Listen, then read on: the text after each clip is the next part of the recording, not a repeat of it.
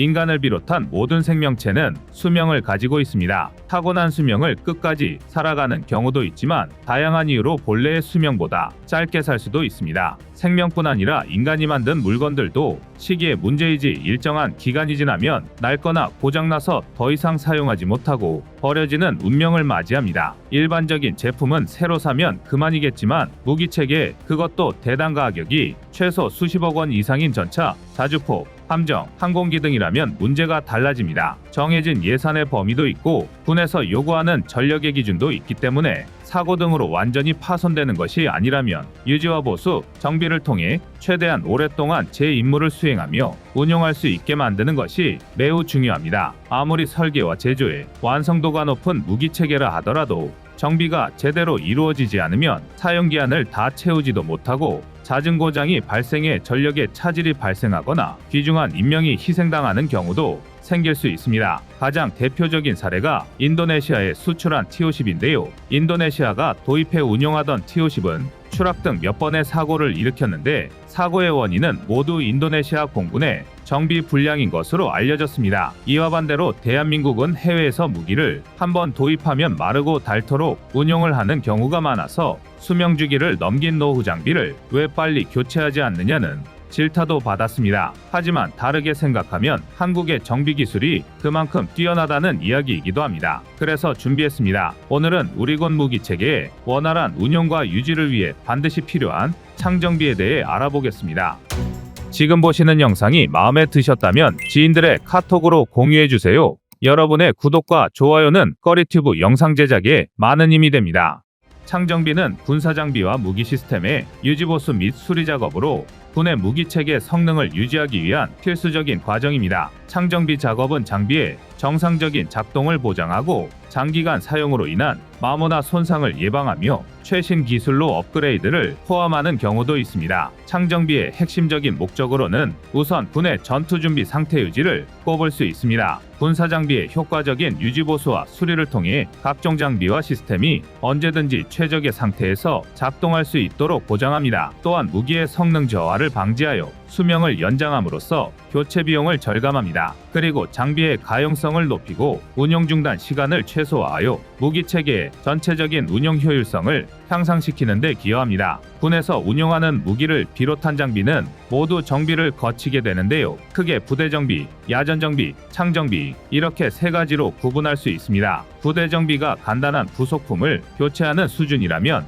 야전정비는 장비를 직접 운용하는 부대를 지원하는 개념으로 기능검사, 조절과 조정, 교환, 수리 등 부대 정비보다 많은 단계로 이루어집니다. 창정비는 군에서 하는 정비의 최상위 단계로서 모든 부품을 하나하나 분해해서 점검하고 재조립하는 과정을 거쳐 환전복구와 재생정비가 가능합니다. 고가의 무기체계 같은 경우 대당 수개월이 넘게 걸리기도 하는데요. 이전보다 나은 신형 부품이 나왔을 경우 창정비를 통해 성능을 업그레이드하기도 합니다. 간혹 우리 군에서 운용하던 무기를 해외로 수출할 때 중고 무기를 판매한다는 오해를 하기도 하지만 수출하기 전에 창정비를 하기 때문에 거의 새 것이나 다름없는 무기를 수출하는 셈입니다. 창정비는 여기서 다시 실행하는 주체로 나눌 수 있는데요. 육군종합정비창, 해군정비창, 공군정비창 등 군에서 직접 하는 창정비와 현대로템, LIG넥스원, 하나오션, HD현대중공업 등 군과 계약을 맺은 민간 방산기업에서 하는 창정비가 있습니다. 현대의 무기체계는 점점 고도화되고 첨단화되고 있는 실정이라 창정비에 있어서도 기술력이 높은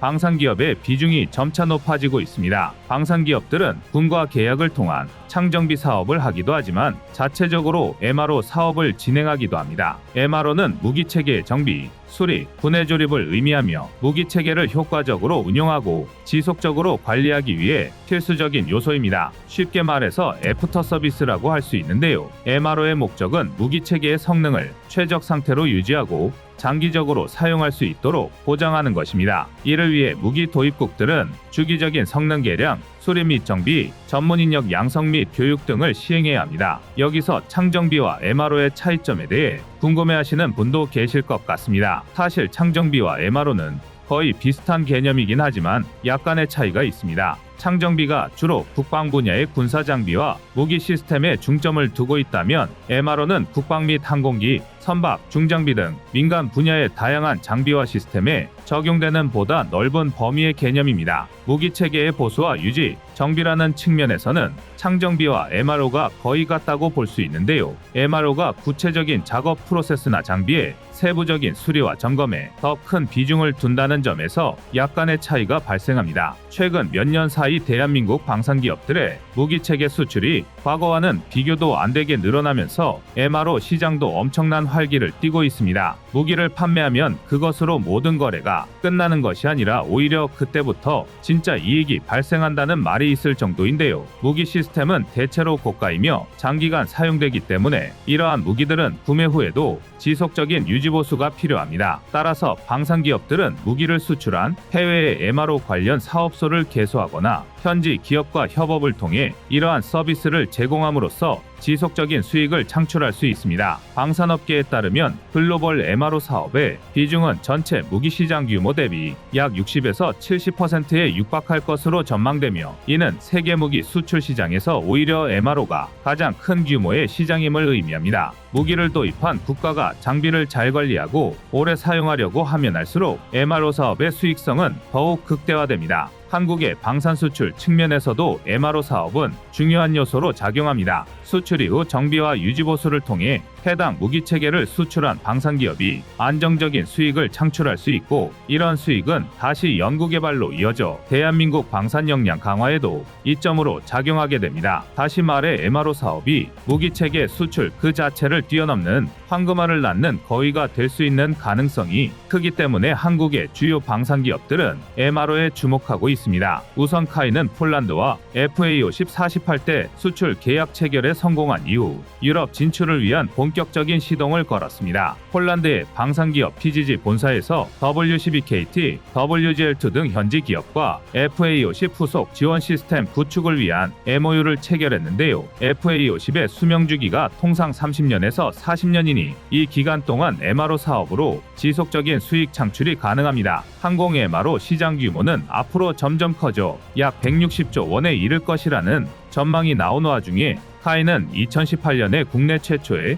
항공 MRO 전문업체인 캠스를 설립하기도 했습니다. 국토부로부터 정비지원 항공 MRO 사업자로 선정된 캠스는 국내외 항공기의 정비를 포함하여 다양한 정비 서비스를 제공하고 있으며, 특히 미국 연방 항공청으로부터 B737 항공기 정비 능력을 인증받아 국내 저비용 항공사들의 보잉 B737-800 기종 정비를 수주하는 실적을 올리고 있습니다. 하나오션 역시 MRO 사업에 적극적으로 진출하고 있습니다. 미국을 포함한 아시아 태평양 지역 내 긴장감이 고조되는 상황에서 MRO 시장의 수요가 커질 것으로 예상하고, 이에 대응하기 위해 MRO 전담 조직까지 만들었습니다. 특히 미국 해군이 추진하고 있는 MRO에 심혈을 기울이고 있는 중인데요. 미국은 본토에서 진행하던 해군 함정의 유지보수 작업 물량이 한계치에 도달해 일부 물량은 해외로 돌리는 계획을 추진 중입니다. 여기에는 당연히 조선강국인 대한민국의 방산기업들이 도전장을 내밀었고, 지난 2월 27일 경남 거제에 하나오션 사업장을 찾은 카를로스 델토로 미국 해군성 장관에게 함정 건조 현장과 첨단 기술을 접목한 대규모 생산 시설 등을 소개하며 MRO에 대한 협의를 한 것으로 알려졌습니다. 그렇다고 미 해군의 MRO 사업에 하나오션이 무혈 입성하기는 어려울 것 같은데요. 같은 날 카를로스 델토로 미국 해군성 장관이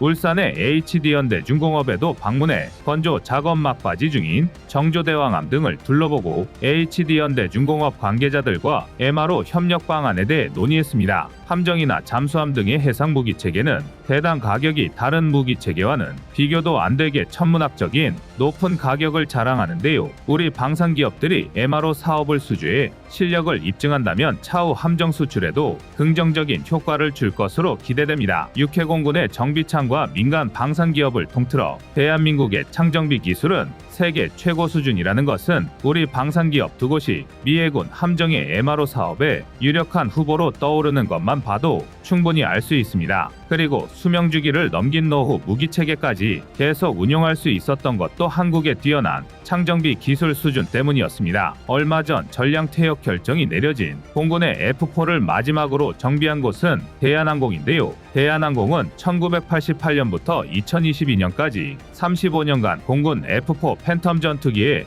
창정비 사업을 성공적으로 완료했습니다. 이 기간 동안 총 437대의 F4 팬텀 전투기가 창정비를 거쳤으며, 이런 전투기의 창정비는 각종 시스템을 사전 점검하고 기체를 완전 분해한 후 주요 부위의 상태 검사, 비파괴 검사 등을 진행하는 고도의 기술력을 요구하는 작업입니다. 발견된 결함에 대해서는 수리 보강 및 성능 개선 작업이 이루어졌으며, 작업 완료 후에는 각 계통의 작동 점검 및 시험 비행 등을 통해 새 항공기 수준의 상태를 유지하는 것을 목표로 했습니다. 또한 대한항공은 이외에도 F-15, F-16, C-130, A-10 등의 전투기 및 수송기, HH-60, CH-53 등 헬기의 창정비 및 개조 사업을 지속해왔으며, 2020년에는 2,900억 원 규모의 주한미군과 주일미군이 운용하는 F-16 전투기 수명 연장 창정비 사업과 1,500억 원 규모의 H-53이 대형 헬기 창정비 사업을 수주하는 등 창정비 능력과 전문화된 군수 지원 능력의 신뢰도를 높여왔습니다. 이런 수준 높은 정비 기술은 수치상으로도 증명됐는데요. 대한민국 공군 항공기의 가동률이 미국 공군의 항공기 운용 가동률보다 높다는 것입니다. 2019년 자료에 따르면 미 공군 비행단의 전체적인 가동률은 70%를 조금 넘는 수준인데 반해 2020년 자료를 바탕으로 한 한국 공군의 가동률은 80%에 육박합니다. 이렇게 대한민국의 창정비 기술의 수준과 신뢰도가 높으니 미 해군이 자신들의 함정 정비를 대한민국에게 맡기려 고심하는 것도 충분히 이해가 갑니다. 그동안 대한민국은 창정비 시스템을 통해 국방력을 강화하고 다양한 군사작전과 임무를 효과적으로 수행할 수 있는 기반을 마련해왔습니다. 또한 이를 위해 방산기업과의 긴밀한 협력을 해왔는데요. 거시적 관점에서 창정비가 대한민국의 무기개발 기술과 군사력 증강에 지대한 공헌을 했다고 해도 과언은 아닐 것 같습니다. 여러분의 구독과 좋아요가 꺼리튜브 운영에 많은 힘이 됩니다. 우크라이나에 가장 많은 지원을 쏟아부은 미국의 상황이 심각해지고 있습니다. 우크라이나는 물론이고 러시아와 비교해도 독보적인 세계 1위의 경제력과 군사력을 갖추고 있던 미국도 슬슬 내부에서 우려 섞인 목소리가 나오기 시작했는데요. 미 국방부가 발표한 지난 1년간의 우크라이나 지원군 수물자 목록을 보면 상상을 초월할 정도로 어마어마합니다. 실제로 당장 FIM-92 스팅어, FGM-148 제블린 등 휴대용 대공대전차 유도미사일 시스템만 따져도 이미 7만 발 이상이 우크라이나로 지원되었습니다. 이뿐만 아니라 122mm, 155mm 등 대구경 포탄 지원 규모는 무려 180만 발에 육박합니다. 아프간 전쟁, 이라크 전쟁 등을 거치면서 대구경 포탄이 필요 없어졌다고 판단한 미국 입장에서는 감당하기 어려운 물량이었는데요. 여기에 1,000만 발 이상의 소구경탄, 10,000발 이상의 대전차지뢰, 2,000대 이상의 다목적 방탄 차량, 300대 이상의 전술 차량 등이 우크라이나에 투입되었습니다.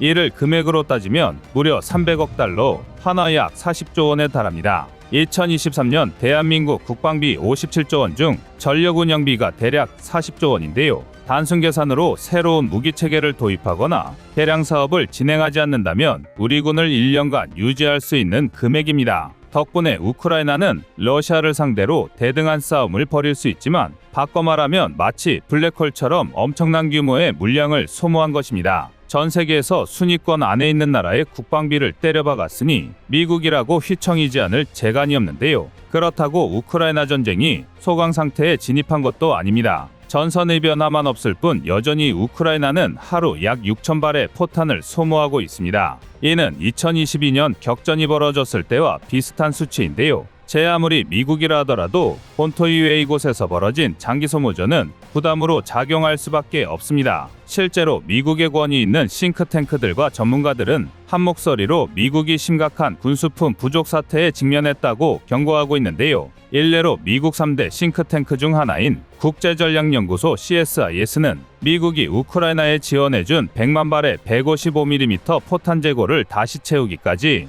최소 5년이 걸릴 것이며 8,000발의 제블린을 생산하는 데는 그보다 긴 7년이 필요하다고 예측했습니다. 비록 전시체제였긴 했지만 제2차 세계대전 당시 미국이 한 달에만 무려 30만 발, 3년 9개월 동안 약 1,200만 발의 포탄을 생산하며 연합국 전체의 병기창 역할을 해냈던 걸 생각하면 심각한 수준인데요. 당시와 비교하면 미국의 군수품 생산 능력은 무려 30분의 1로 추락했습니다. 반면 우크라이나는 지금 이 순간에도 하루에만 200발의 포탄을 소모하고 있습니다. 우크라이나에 대한 지원을 끊을 수 없는 미국 입장에서 자국의 포탄 재고를 다시 쌓기 위해서는 5년이 아니라 얼마나 걸릴지 장담할 수 없습니다. 미국이 고작 1년의 전쟁 지원으로 휘청이게 된 건 많은 이유가 복합적으로 작용했기 때문인데요. 그 중에서도 지난 10년간 하이엔드급 무기 개발과 관련 기술 양성에만 매진한 것도 상당히 크게 작용했습니다. 이라크전, 아프간전을 겪으며 미국은 압도적인 질적 우위를 경험했는데요. 그렇다 보니 100대의 전차와 자주포를 투입하는 것보다 한 발의 강력한 미사일이나 10대의 전투기를 띄우는 게 더 효율적이라고 판단했습니다. 이로 인해 총량불변이 법칙에 따라 자연스레 미디엄급 무기체계의 대표격인 자주포와 전차 개발은 상대적으로 등한시되었고, 이와 관련된 포탄과 탄약 생산도 줄어들 수밖에 없었습니다. 고객이라고는 미 정부뿐인 군소 방산업체로서는 버틸 수 없는 혹한기가 찾아온 건데요. 하지만 우크라이나 전쟁이 발발하면서 여전히 전면전에서는 전차와 자주포의 가치가 유효하다는 게 확인되었습니다. 미국으로서는 진퇴양난에 빠진 건데요. 양안 전쟁이 이미 예고된 이상 최악의 경우 우크라이나 전쟁과 동시에 이를 수행해야 하는 상황입니다. 하루아침에 탄약 생산 체계를 형성할 수도 없거니와 중국 또한 이를 알고 우크라이나 전쟁을 최대한 오래 끌려 하고 있습니다. 미국이 알아서 창고를 거덜내겠다는데 중국 입장에서는 쌍수 들고 환영할 일입니다. 게다가 중국은 미국과의 해상전에서 승리를 자신하고 있는데요. 중국이 배짱을 튕길 수 있는 이유는 바로 물량전을 노리고 있기 때문입니다. 미 국방부가 2022년 발표한 중국 군사력 보고서에 따르면 이미 중국 해군의 함정 보유량이 미 해군을 앞질렀는데요. 중국이 지금의 생산 기조를 유지하면 2025년 기준으로 중국이 보유한 함정은 무려 400척, 2030년에는 440척에 달할 것입니다. 반면 2022년을 기준으로 미 해군의 함정 보유량은 280여 척에 그치는데요. 2025년을 기준으로 삼아도 중국이 미국 대비 약 1.5배의 양적 우위를 선점하는 것입니다. 판옥선 13척으로 외선 133척을 무찌른 이순신 장군의 전설적인 명량대첩 정도를 제외하면 대다수의 해전사에서 수적 차이는 절대적이었는데요. 특히 대만의 위치를 생각해봤을 때 즉각적인 보급과 추가 병력 파견이 가능한 중국에 비해 미국은 심각한 보급 문제에 시달릴 가능성이 높습니다. 쉽게 말해 똥개도 자기 집 앞마당에서는 반은 먹고 들어간다는 것이죠. 이로 인해 양안전쟁의 승패는 중국의 대만 상륙을 막을 수 있느냐 없느냐로 갈릴 것입니다. 지금 대만이 다수의 해안포를 신설하는 등 내륙에서 포격 전력을 적극적으로 확보하는 이유인데요. 양안전쟁에 태평양이 달린 미국으로서도 포탄 제거의 촉각을 곤두세울 수밖에 없습니다. 오죽하면 미국은 벌써부터 하나 1111조 원에 달하는 사상 최대 규모의 2024년 국방비 예산안을 계획하고 있는데요. 문제는 시기를 맞추지 못할 가능성이 매우 높다는 것입니다. 냉전 종식 이후 국방 예산이 줄어들면서 미군 병력은 3분의 1로 감축되었고 대부분의 방산업체가 무너졌는데요. 1990년대 51개였던 미국 대형 군수업체는 2023년을 기준으로 5곳에 불과합니다. 또한 전투기 생산업체는 8개에서 3개로 줄어들었으며 미사일은 90%에 달하는 물량을 단 3개 방산업체가 감당하고 있는 상황입니다. 아무리 많은 예산을 투입한다고 하더라도 단시간에 이를 극복하기란 불가능한데요. 그렇기에 미국이 찾은 유일한 대안이 바로 대한민국입니다. 전 세계에서 미국의 군수품 부족을 채울 수 있는 나라는 대한민국이 유일합니다. 이미 미국은 우크라이나 우회 지원이라는 명목으로 대한민국에서 155mm 대구경 포탄 10만 발을 수입하며 생산 능력을 검증했는데요. 뿐만 아니라 2022년 12월부터 1월까지 대한민국의 탄약을 책임지는 풍산이 계약한 포탄 공급 계약 물량만 무려 5,700억 원에 육박합니다. 이제 대한민국은 명실상부 민주주의의 병기창 역할을 수행하고 있는데요. 그도 그럴 게 모든 나라가 평화에 젖어 군축을 외칠 때 묵묵히 미래를 준비하며 3,000문이 넘는 포병 전력을 운용하던 대한민국의 포탄 생산 능력은 가히 경악스러운 수준입니다. 물론 대한민국의 포탄 생산 능력에 대한 정확한 정보는 그 자체만으로 국가의 전투력을 가늠할 수 있는 척도이기에 공개할 수 없는데요. 그러나 지난 2022년 국내 최대 탄약 생산 업체인 풍산의 대구경탄 매출액과 155mm 고폭탄 평균 단가 그리고 수출 공급 계약의 규모와 기간을 바탕으로 대략적인 수치를 추론해보면 한 해에만 최소 30만 발 이상의 포탄 생산이 가능합니다. 여기에 우리 군이 사용하는 국내 소비 물량까지 고려한다면 대한민국의 연간 포탄 생산량은 50만 발에 육박하는데요. 더 놀라운 건 이것조차 가장 기본적인 평시 생산 물량이라는 것입니다. 그런데도 미국의 연간 포탄 생산 능력의 3배에 달하는 건데요. 또한 대한민국이 생산하는 포탄이 나토 표준 규격이라는 것도 대단히 중요합니다. 미국은 물론이고 대부분의 서방 국가가 대한민국의 포탄을 인수한 즉시 당장 포신에 넣어 방아끈을 당길 수 있다는 뜻입니다. 심지어 대한민국은 포탄 생산 능력뿐만 아니라 전투기와 공격 헬기, 자주포 같은 재래식 핵심 무기 체계 생산 능력도 세계 최고 수준을 유지하고 있는데요.